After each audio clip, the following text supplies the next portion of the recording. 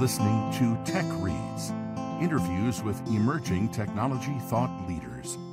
Our sponsor is SoftTech, the premier technology trade association that has been serving northern Santa Barbara and San Luis Obispo County since 1997. Our mission is to create SoftTech moments where people connect, explore ideas, and create new business opportunities. Learn more at softec.org. Hello, everyone. This is Brian Schwartz. I'm the host of the Tech Reads podcast, sponsored by SoftTech. SoftTech is a nonprofit that's been around for over 30 years here on the Central Coast in California, near San Luis, based out of San Luis Obispo. And our mission is to create SoftTech moments where people meet and create new possibilities. Originally, the organization was formed to bring technology awareness and resources and employees to the Central Coast. They succeeded in that mission. Blake Beltram is with us. He was one of the large tech companies that came to he had history in San Luis Obispo, but he did come here and established what became a very large company that sold for over $1 billion. And Courtney is joining us. The other end of the business spectrum. She is going to, she understands personal branding, and you're really good at that side of it. Yeah, well, I'm a people person. So. And then Bob Dumouchel is also, he's got a long history in marketing, so he understands the importance of branding as well. And we're coming to you live from office hours here in San Luis Obispo, which they are always so gracious to provide us with the space to make this happen. So, Victoria, why don't you tell us a little bit about yourself, like quick 2-minute bio. Yeah, sure. Happy to. Thanks for having me here today. So Victoria Pelletier, I am a career-long business-to-business professional services executive, stepping into my first executive role at a really young age of 24 and a brand new mother. So there was lots going on at that point. I was in the private sector for the first number of years in that capacity. And then I've spent the last 15 or so for Fortune 100 companies running large markets, business units.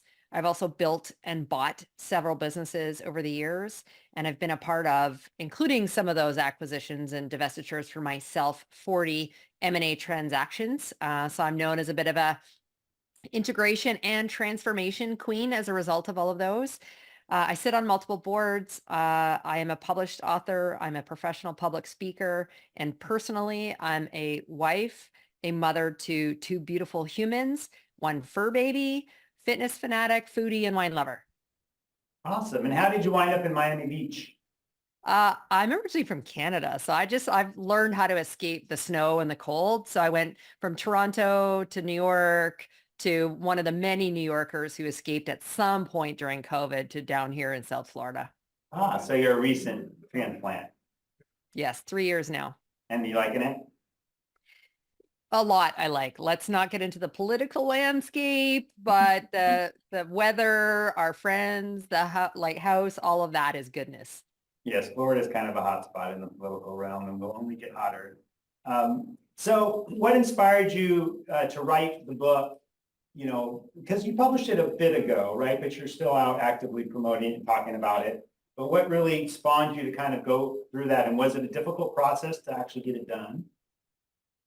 It was the second book I've written, although the first was a co-authored book. And so I only had to contribute 1 chapter to that one. So definitely much more of a challenge and more onerous to work through the end-to-end process of writing the book and publishing it.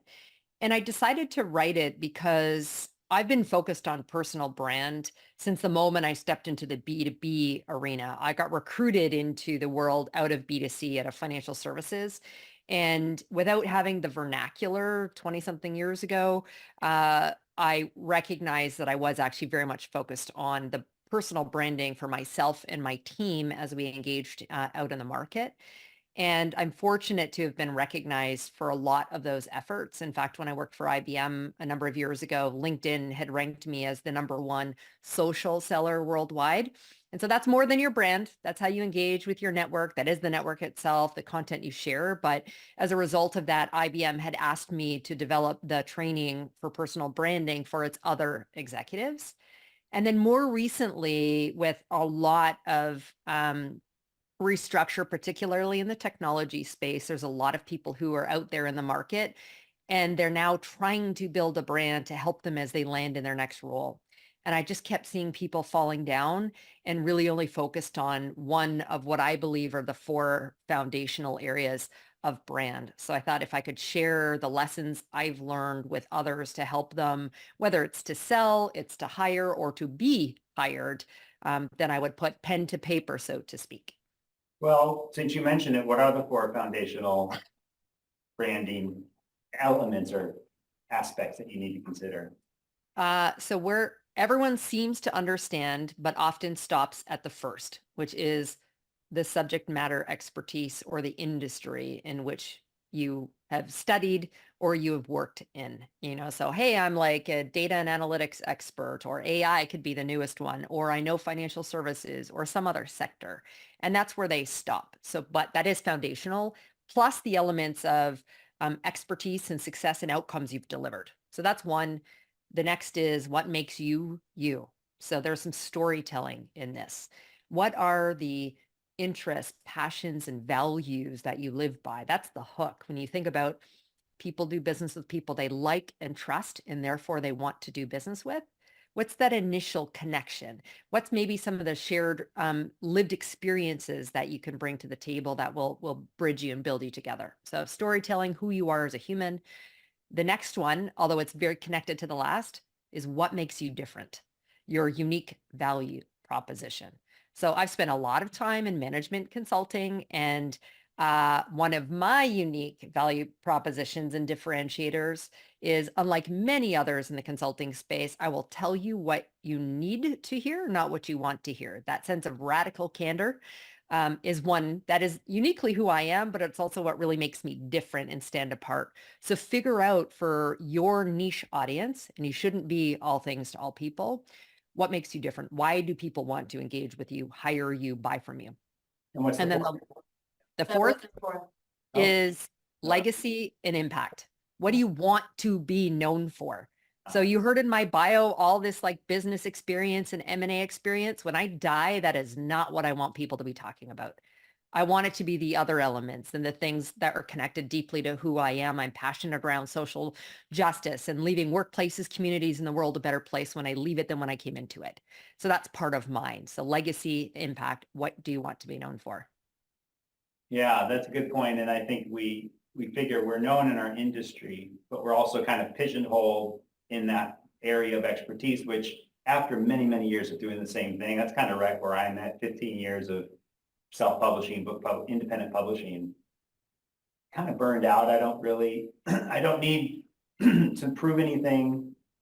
I'm doing the writers conference now at Cuesta, which is kind of the pinnacle maybe of my role, which is good because this is the 40th year. So I'm happy about that. But I had a great story of how I went independent 15 years ago when I published my book, 50 Interviews, and I stopped telling that. Like, I don't know. I guess it got tired to me. And so whenever I'd meet somebody, I didn't tell them, but then they sometimes would look up and say, what is this 50 interviews thing? And it's intriguing because of how it kind of kicked me out of the corporate world. But as far as then my values, those haven't really changed through the years. In fact, part of the reason I left corporate America is because it was in conflict with my values. I was being forced to do things that were outside the integrity scope of what's so important to me and saying things that weren't always true. But that's, when I left IBM, part of the reason was I sat down with my boss and he said, Brian, if you're going to stick around, you need to tell me what I want to hear. And I said, but I'm never going to make those numbers, and you shouldn't be telling your boss we're going to make those numbers. He goes, no, you tell me what I want to hear so that I can tell him what he wants to hear so he can tell the boss. So no wonder these corporations miss their numbers. If that's the culture, they're going to have a massive miss because they're not in touch with reality. And then I also saw people spending more time on their PowerPoints for internal presentations than they did on customer proposals. I'm like, there's something wrong with this picture. So, it was always underlined, but I didn't realize that also might be why somebody would want to hire me, is because, and when you're aligned, right, you find a better fit. I'm sure that you've been through places that weren't always such a good fit. I most definitely have. I have. And misalignment is a reason why I've left some places. There's one I remember as I left. I told them there was no money after they offered me a bunch of money to stay in different roles. I said, there's no money, nor role you could offer me that would solve for the current culture and leadership crisis. And if I stayed for that, I'd be a hypocrite. I like it. So, and tying to what you just shared with us, then there's three ways that you engage. There's three acts of engagement, as you call them, right? Talk a little bit about that. Well, it's really more to do with sitting down to craft your brand identity and foundation. For some it can be quite challenging. So you need to be bold and you need to be courageous. And this word is abused, but there's no other way in my word to say it is than authentic. And so those are the acts you must take. I mean, to sit down and particularly, and it depends on, I also think what generation you come from or culture or background.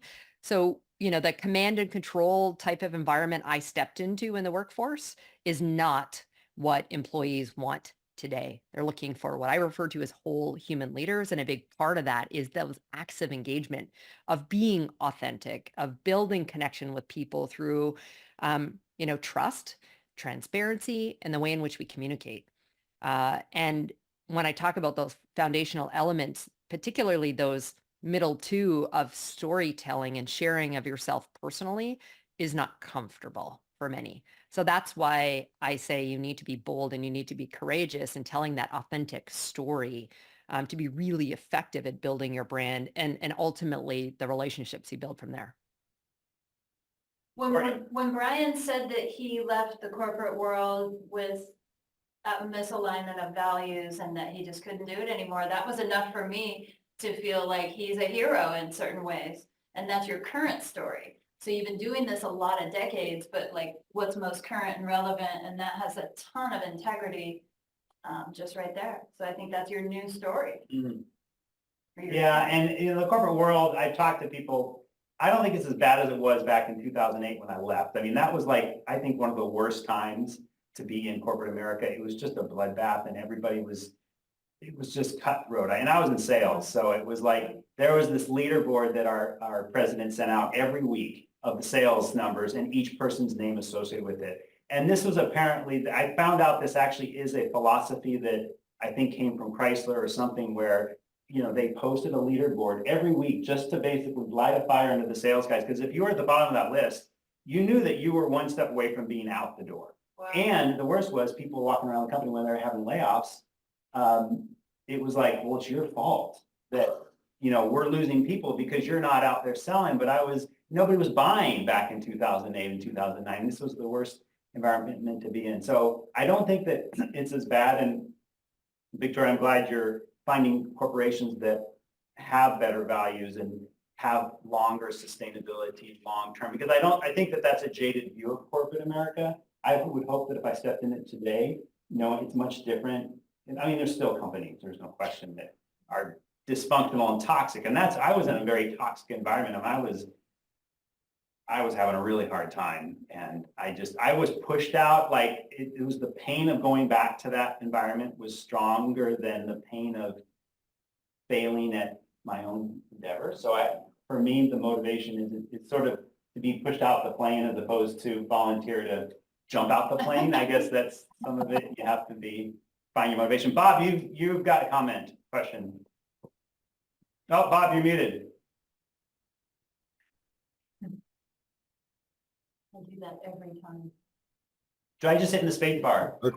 There you go. Yeah, I tried hitting the space bar. It didn't work. Okay. I have a great interest in the personal brand area, but I have a big question about how you advise people to keep their personal brand separate from their business brand at the time they're associated with it, and what to do with the conflicts in style between the personal brand and the corporate brand.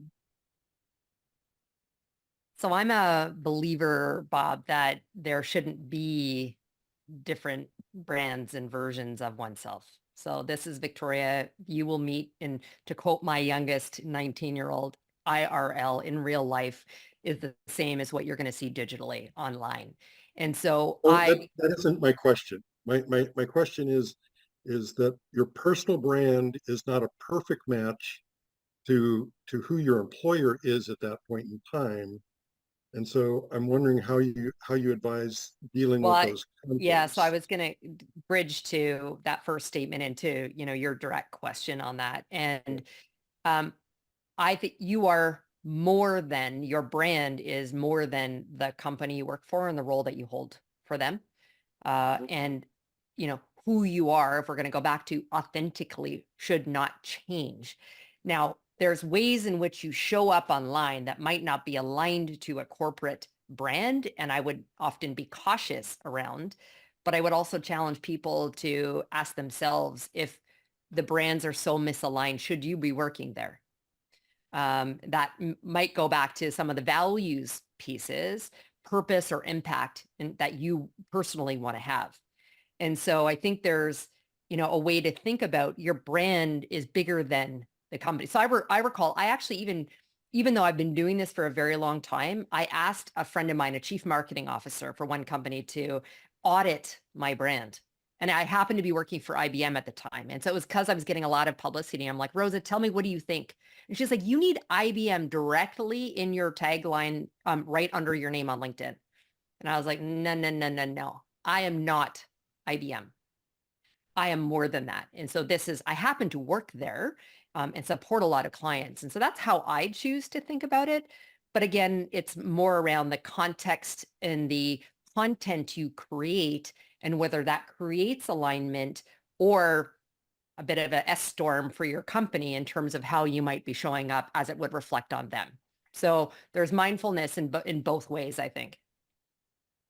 And speaking of mindfulness, Blake has a very interesting story he can chat to or chime in on, but he was the brand for Mind Body for many years. Like, you were out there, you were intended to be the face, and it was aligned with who you were. Yeah. He basically, from what I understand, you traveled around the country going to yoga studios and getting them enrolled. But you were a sales guy, but you were really an ambassador. I was. Well, there was two different phases of that. At the very beginning, when the company was just me, I was the brand, right? It was indiscernible. And there were people that invested in me at the beginning because they believed in me. They wrote me checks because they trusted and believed that I was going to deliver the things that I was saying that I was going to deliver. And then later on, once we were at scale, I became known kind of as the client whisperer a little bit. And I traveled across the country and visited clients. And yeah, because I genuinely loved them and connected with them. I always felt a little bit more connected to the clients. Then to your own company? To my own company, yeah, because there were a bunch of software business geeks at the company, like me. But I struggle with this personal brand thing quite a bit. I think part of it is because I'm still trying to figure out who I really am. But where does somebody go to get, other than hiring you, which it sounds like you might be a great person to say, give it to me straight. But where do you go for those subtle cues and signs that you're missing it with the way you're putting yourself out there in the world? I tend to just be, I think I probably overshare sometimes on social media and on other things because I just can't help but tell the truth. And I'm not sure that always really helps me in terms of a personal brand. Heart on a sleeve guy, right? Isn't that the term? Yeah, heart on the puts it sleeve, up. and I just tell it like it is. And sometimes it's unpopular. You have a podcast for that, like Joe Rogan, Yeah, like people who want to do that, and there's an audience for that. yeah. So you have your niche, Do you talk about, target. Victoria, kind of reflecting and discovering who you are? I do. And I also talk about finding that trusted group of people who will help you with that audit, who will identify the blind spots that you don't see. And as you describe who your target audience is and how you want to be known, test that with them. And I don't think you should be ashamed of heart on the sleeve or the radical candor that you have. That's what makes you you. And so I find the people who are going to be honest with you and also get comfortable that it's going to evolve and change over time. I talked to my older son who's 24, and as he was coming out of college around developing his own brand, and he doesn't have any thought about what legacy right now. And And that's okay. I want to plant the seed, but it's going to change. For me, my definition of success and my brand in my 20s was very different than now as I sit in my late 40s. So get comfortable with the evolution of that. There should still be a common through line, but there's going to be some changes and pivots. If you come from, much like you, Brian, you come from corporate and you leave, well, there's a big pivot. So but there's an opportunity to tell a great story. Well, and I would tell you the first 7 years of my business, I learned more about who I was than the prior 15 years I spent in corporate America. Like my personal growth of discovering who I was, because I think in corporate America, you try to fit into the mold, right? You're the cog in the wheel. And in a lot of ways, you don't have an identity coming out of college, especially being hired right out of college. I hated my first job. I at least figured that out after 9 months. I'm like, this is not who I want to be. So I got out of that, but then I probably had a strong identity with being a sales guy, and I did that for a long time. But then I was being pushed into this uncomfortable, and it was just, in sales, you're basically only as good as your last quarter. No matter how good you did, you always have kind of this anxiety, and I didn't play the politics, and I just didn't, again, I don't know, I just had I was a little bit too righteous for that. And speaking up is not appropriate to do in a lot of corporate settings when you want to speak the truth. No, you are actually silenced, and because if it rocks the boat too much, it comes back to bite you. And again, I don't know.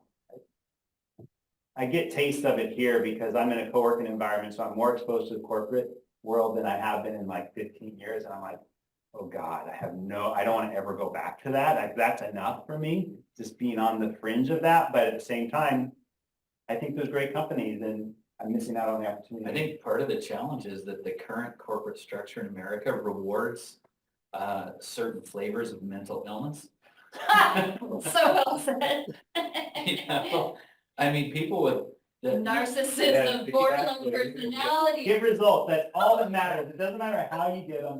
Get the results. I mean, I'm talking to a friend on the way in who is like suffering over a battle with somebody who I said, whether or not the person has narcissistic personality disorder or borderline personality disorder, I'm comfortable putting them in that category because of all of their actions and behaviors that align with that.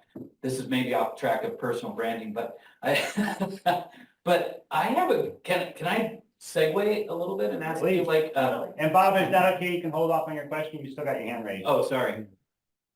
Oh, he's gonna unraise it. Okay, go ahead. Please. So with AI, this is top of mind for me because I just launched an AI business just like a week and a half ago, and it's creating digital versions of human beings that's powered underneath by AI. So I wonder, I mean, this is bleeding edge stuff, but have you given any thought to where AI intersects with one's personal brand? And, we could now there's a digital version of me that's actually out in the ChatGPT marketplace right now. And you can ask questions about based on your source of truth and your it's actually the book that I wrote that I have found a publisher for you. Yeah, that's so I uploaded a book that's like 180,000 words. And it's your memoir. Yeah, it's my memoir. So you can literally go in there right now and say what inspired you to start Mindbody and get like a lot of interesting stuff. I don't know if that's smart or wise or not in terms of a personal brand. I just was intrigued by it, so I threw it out there. Well, there is tech out there right now that will help you with that. Now, a lot of it's been more about content, but now there's some that will take what you feed it, what it learns about you and who you are and the tone and the voice. And it will actually create like responses to tweets, for example, or other social media to, operate as you in the way in which you teach it. Because I so strictly manage my own brand, I don't think the technology is there yet for me to unleash that kind of technology. I do not yet trust it to be responding on my behalf. Now, I've played around with it to see, and you actually have the ability to let it completely loose or review and edit it before it goes out. So it's been interesting, but I don't think it's there yet. But it's very much, I think, gonna, change the way in which we engage with our networks, and therefore connected to our brands. If I were trying to digitally capture who you are, what are the most important aspects of who you are in terms of your personal brand that I would be trying to capture? I'm incredibly values and integrity driven. One, I'm exceptionally transparent, and very much like you, like sort of heart on my sleeve, although I wasn't always. I had a nickname as the Iron Maiden in my 20s because I wouldn't show the emotions. So that was a pivot I needed to do. And it would talk a lot about beyond what I do for business, how I use that platform to try and make, as I said earlier, workplaces, communities in the world like better place, whether it's by sharing my stories, or otherwise being the voice and raising, for others, particularly from like diverse communities. Yeah, and I'm a big fan of the Enneagram. Have you ever studied that, Victoria? I mean, it's amazing to me because I did a lot of years and years of self work. And it seemed like that was a shortcut because all of a sudden it showed me who I was and with extreme accuracy. And it wasn't like every Enneagram sounds the same. No, this was very distinctive the way I see the world. And even my wife, she took the test and she's a type 1 and she will even look at it and say, yeah, that's me. Like if she met a type 1, she would immediately connect with them. If I meet a type 5, we totally connect and understand the struggles that we go through. The 5, 6. And it's to me, those are some of the things, Blake, I'll send you that, but I would study the Enneagram because there's the traits and the sort of the behaviors and the motivations behind our activities of why we do what we do, because we don't always know why we don't want to do something, but we power through it and then we're miserable and we wonder why. It's not a good fit for who we are. Yeah, we're looking at those pieces right now. Even right now, you can tell Chat GPT respond as an Aries.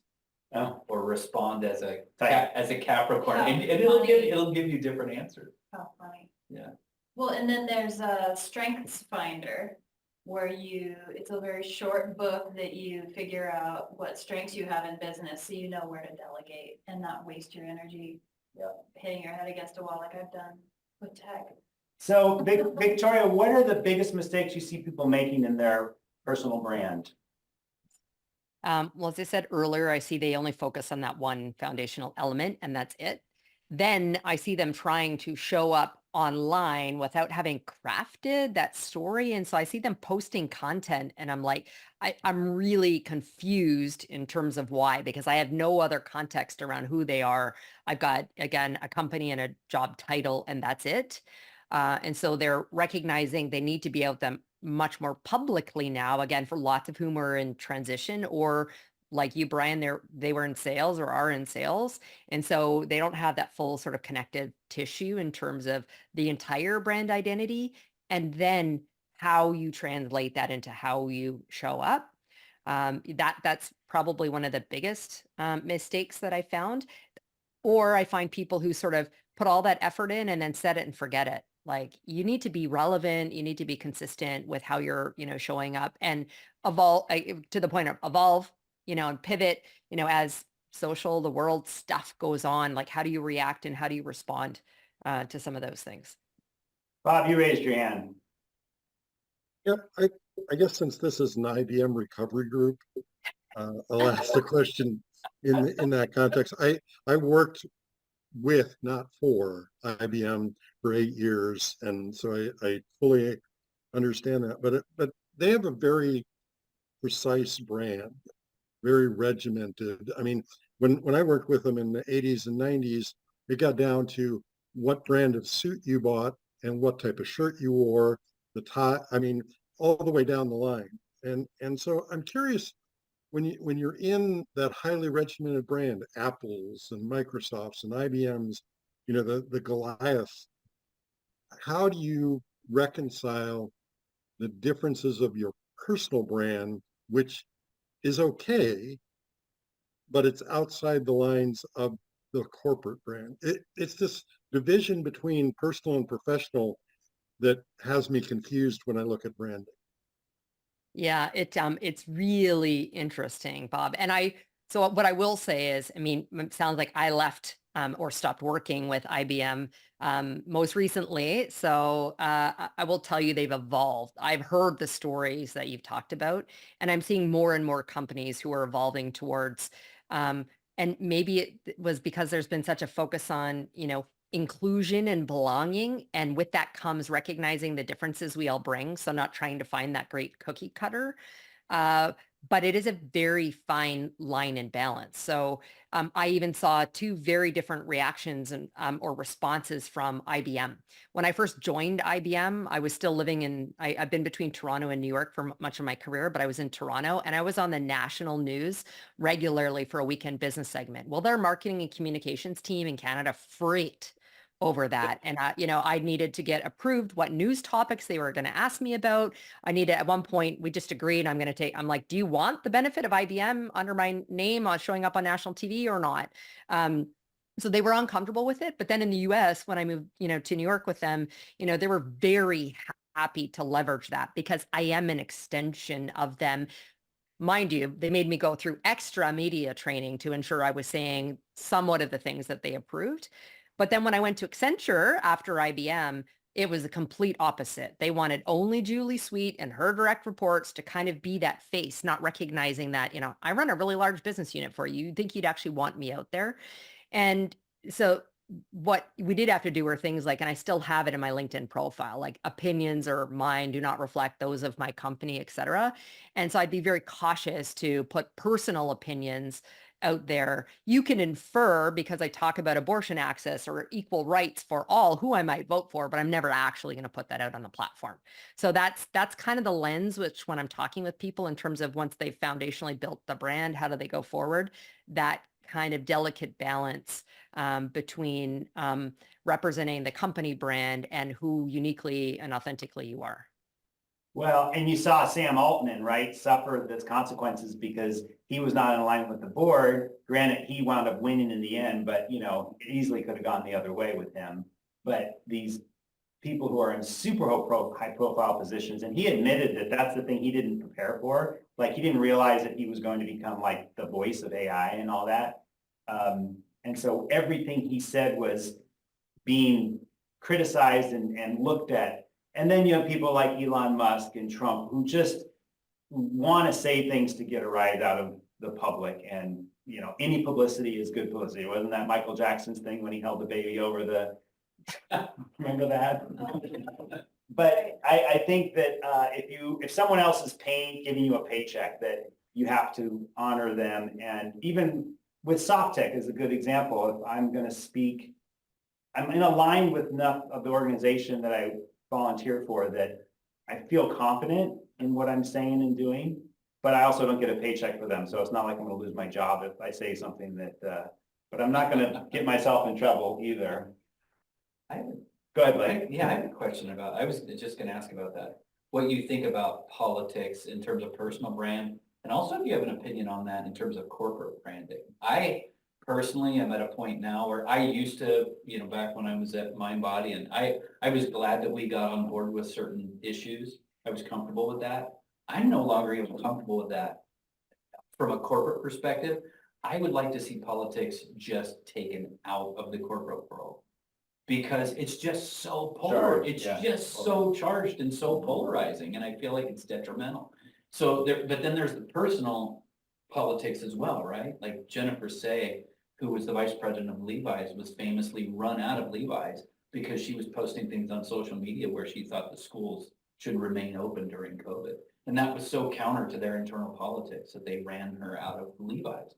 So do you have any thoughts on politics and whether or not you put a Ukrainian flag or a Palestinian flag in your profile, or you take issues on you take a perspective on these things personally and as a company in terms of brand?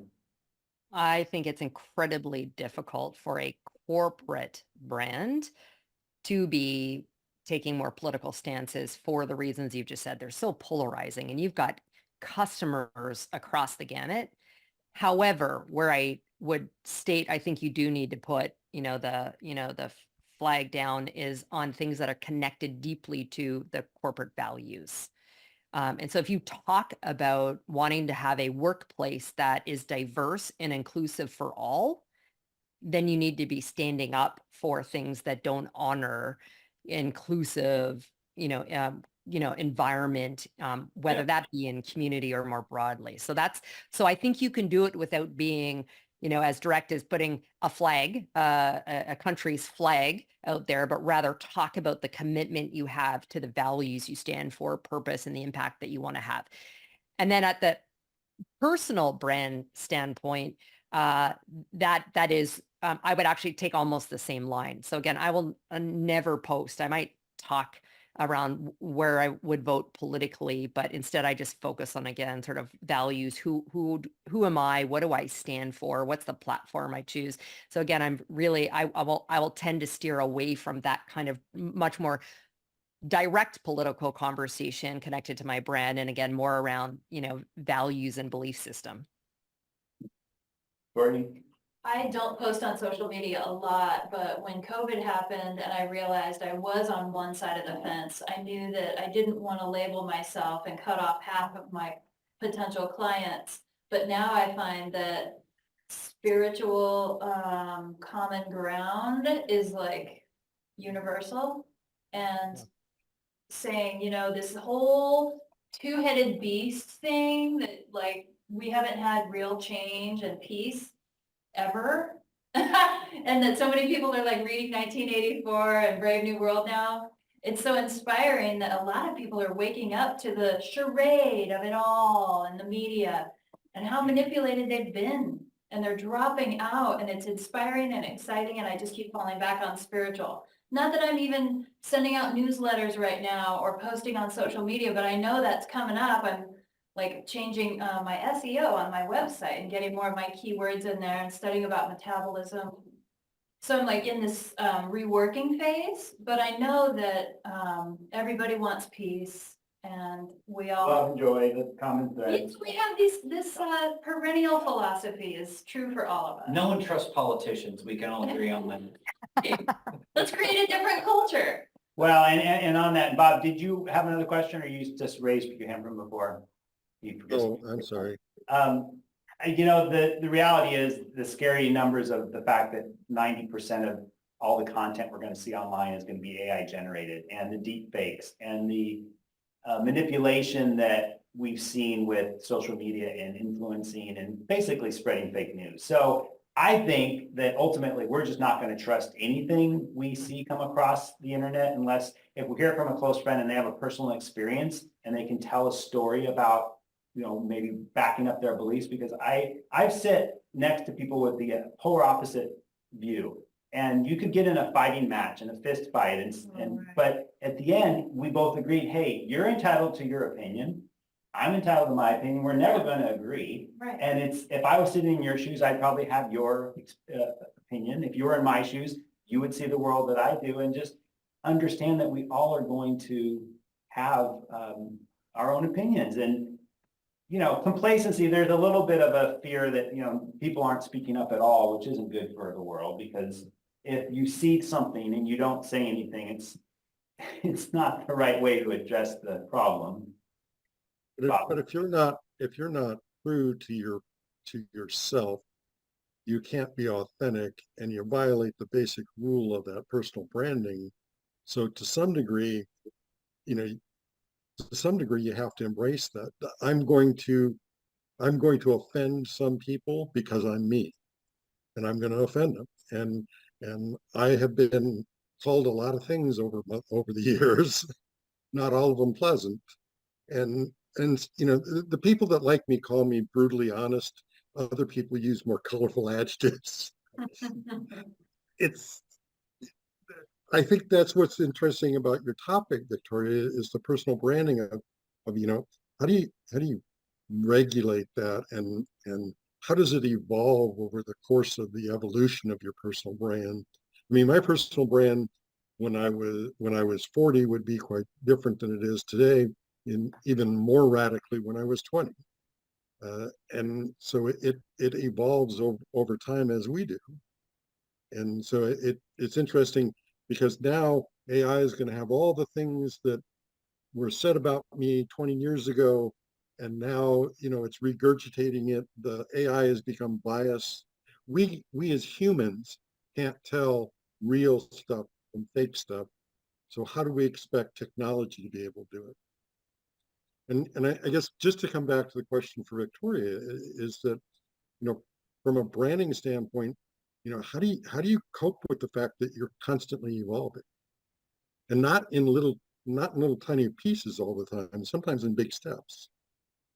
So I think we need to get very comfortable with the fact that we are going to evolve. There are going to be big shifts and pivots, but be bold around coming out with talking about it when it changes. Like, don't expect that the audience is going to figure that out.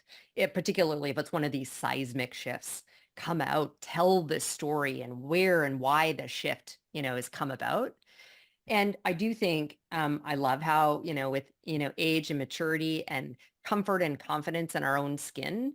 I think of maybe a little bit, Courtney, as like, so I'm queer. I came out at 14 as bisexual. I was married to a woman for 11 years. I happen to now be with my husband for almost 11 years, but I'm still very openly queer. In my 20s, although I openly brought my wife to events, I was cautious and played the pronoun game because I was worried about clients. I didn't all my colleagues were going to know, but I was like, oh, but what if my client who's like paying the bills, like how is he or she going to feel? And so I did my other half, my better half, like all the kind of stuff. Now I am unapologetic about the fact that I was married to a woman. I have a trans male son. This is who I am and this is what I stand for. That is come with confidence in who I am and being more entrenched to, values and the things I'm committed to. That actually wasn't ever an evolution. It's just my ability to speak it in a very different platform. But I have made other shifts in terms of how I showed up as a leader and needed to be conscious around being very different. That was an actual, internal need to change, as well as how I showed up much more broadly. And so I'd say lean into the discomfort, lean into the growth and the change, but be really transparent with your audience when that change takes place.